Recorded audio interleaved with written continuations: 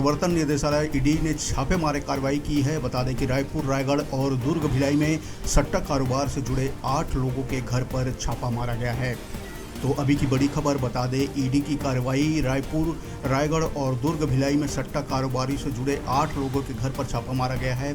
रायपुर में 3 जगहों जैसे वालफोर्ड सिटी, स्वर्ण भूमि और अशोका रत्न में रेड मारी गई है।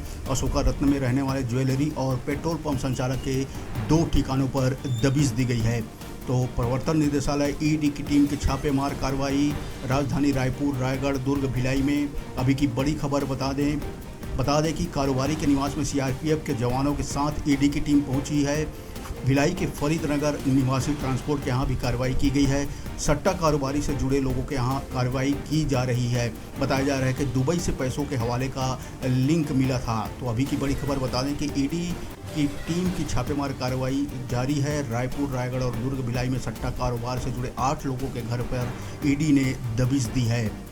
बता दें कि दुर्ग में ज़मीन खरीदी बिक्री का काम करने वाले मोहम्मद सद्दाम उर्फ बच्चा खान के भिलाई निवास पर ईडी ने कार्रवाई की है। बच्चा खान मंत्री मोहम्मद अकबर के बेहद करीबी माने जाते हैं।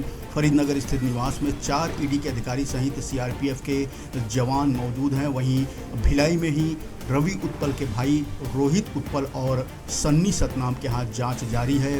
दुर्ग के पद्मा। तो अभी की बड़ी खबर बता दें कि दुर्ग के सतीश चंद्राकर के यहाँ पर भी छापा मारा गया है।